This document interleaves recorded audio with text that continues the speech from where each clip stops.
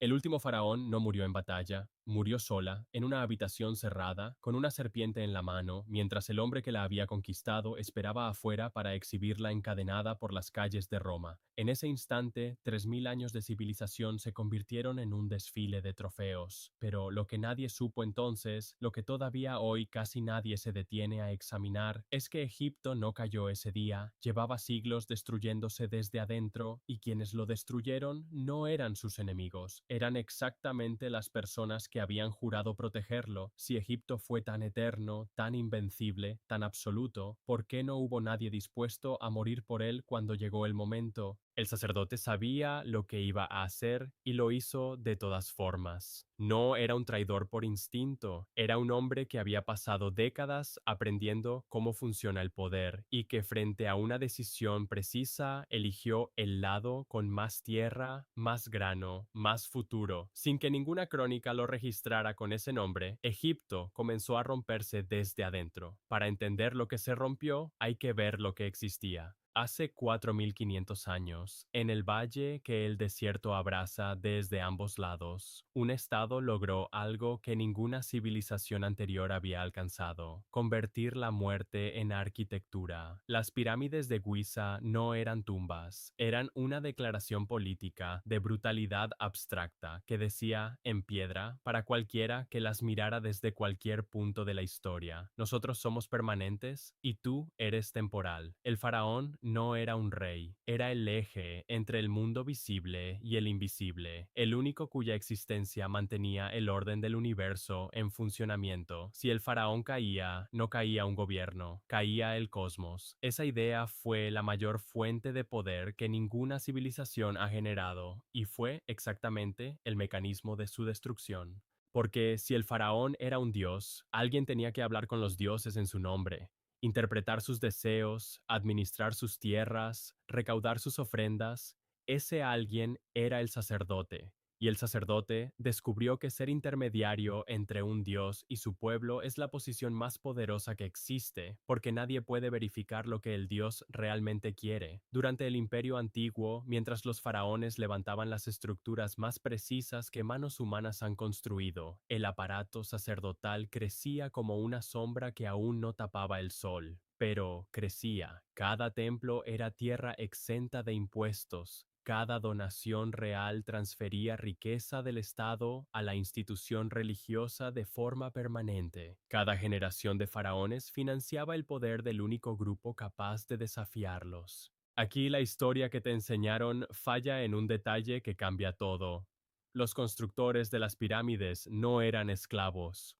Los registros arqueológicos documentan trabajadores organizados en equipos con nombres propios, salario en grano y cerveza, y atención médica comprobada. Sus esqueletos muestran huesos rotos, tratados y sanados. Cuando morían, eran enterrados con honores cerca de las pirámides.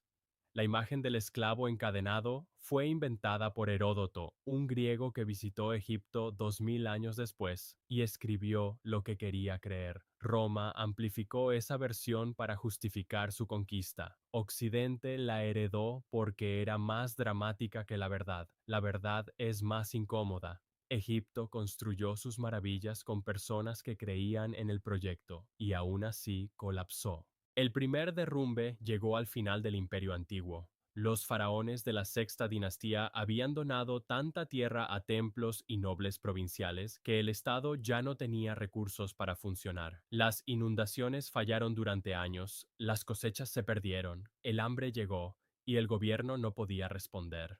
Los gobernadores regionales, acumuladores de poder local, mientras el faraón miraba hacia los dioses, dejaron de enviar tributo. No hubo rebelión, no hubo batalla. Hubo algo más lento y definitivo: indiferencia. El dios descubrió que el universo podía girar sin él. Egipto se fracturó, se reunificó, volvió a crecer, alcanzó nuevas cimas. Pero algo había cambiado para siempre. Ya todos sabían que el dios podía caer, y los sacerdotes que vivieron ese momento lo registraron en su memoria, no como derrota, como posibilidad.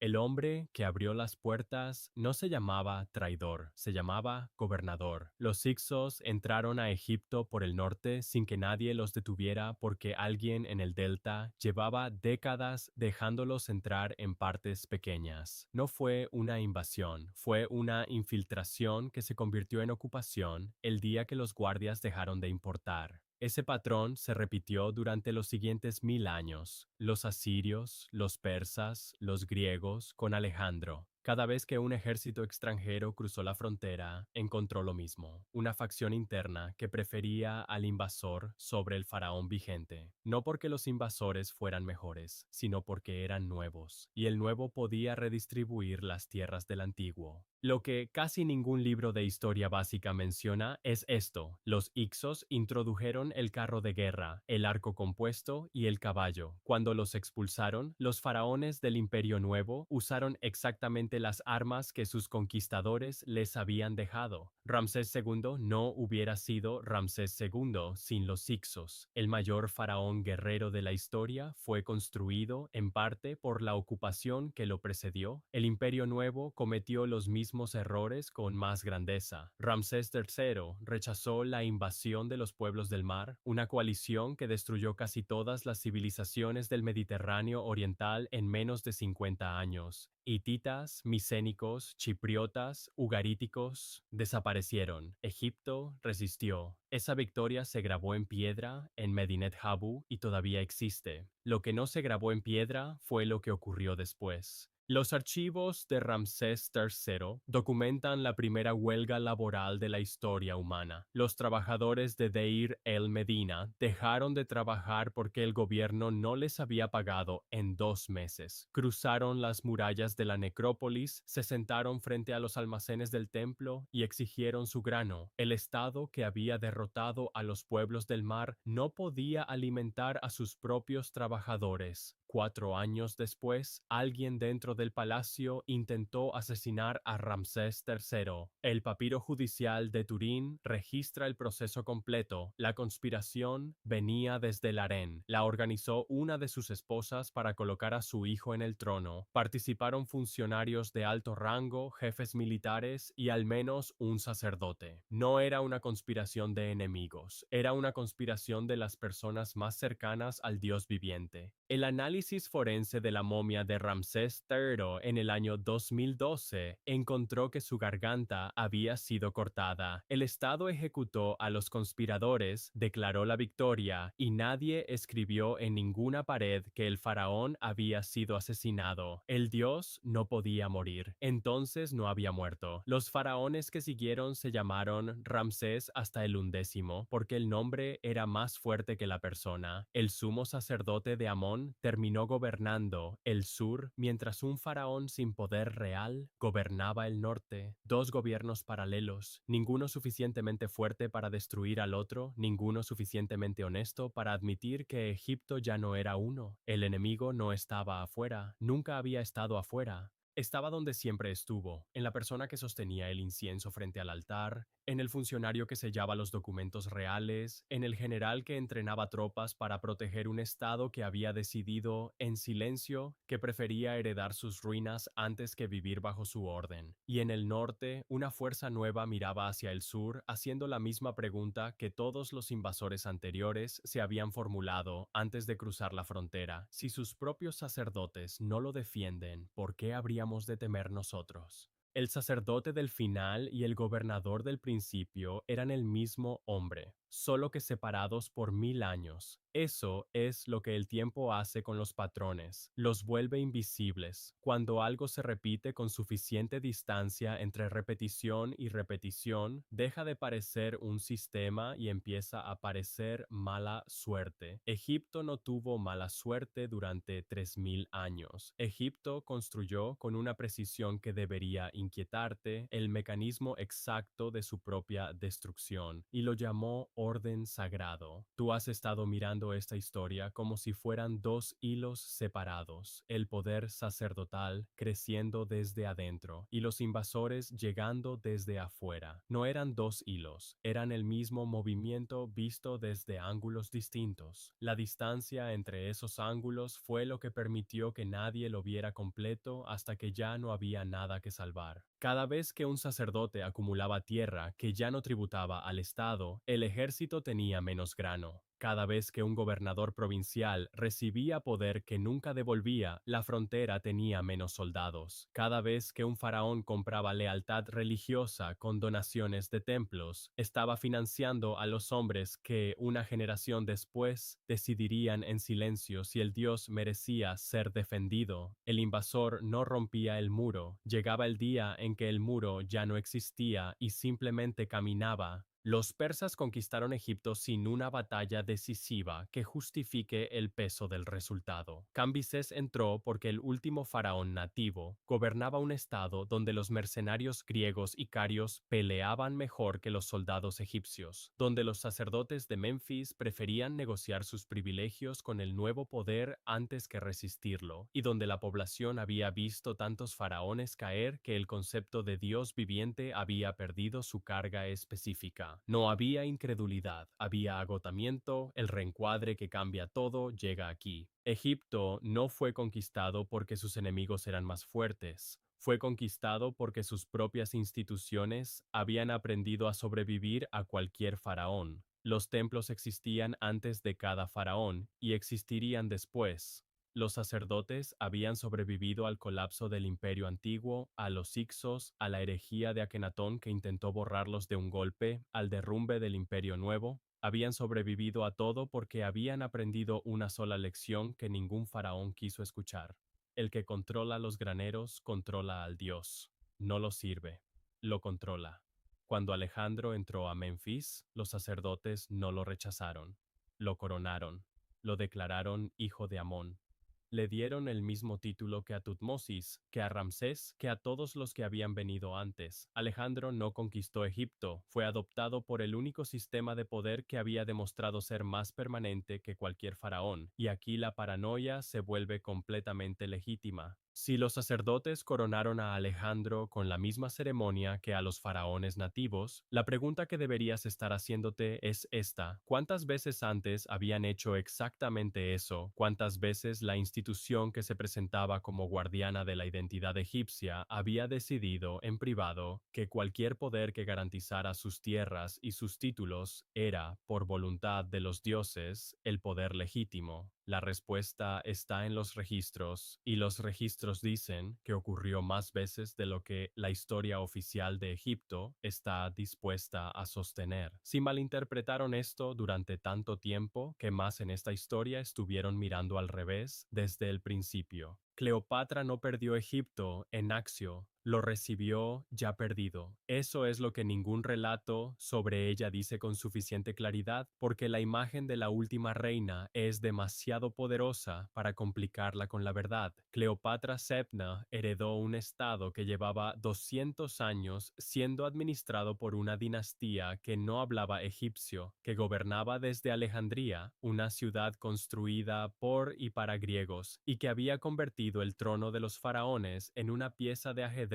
del Mediterráneo helenístico. Los Ptolomeos usaron las ceremonias egipcias, se coronaron con los títulos de los faraones, construyeron templos al estilo antiguo, pero gobernaban Egipto como una colonia rentable, no como una civilización propia. Cleopatra fue la primera de su dinastía en aprender egipcio. Eso no habla de su grandeza, habla de lo que los 200 años anteriores habían hecho con el país. La alianza con César no fue seducción, fue la única estrategia disponible para un estado que no tenía ejército propio suficiente para sobrevivir sin una potencia extranjera de respaldo. Cuando César murió, la alianza con Marco Antonio fue la misma decisión con otro nombre. Cleopatra no eligió a los hombres más poderosos de Roma porque los amaba, los eligió porque Egipto, sin Roma, no podía existir. La última reina del país más antiguo del mundo gobernaba un estado que hacía décadas había dejado de ser soberano sin admitirlo. Aquí es donde la detonación ocurre. Octavio ganó en Accio en el año 31 antes de nuestra era. Marco Antonio se suicidó creyendo que Cleopatra ya había muerto. Ella no había muerto. Esperó, negoció, midió sus opciones y entendió que no tenía ninguna. Lo que Octavio quería no era su cooperación,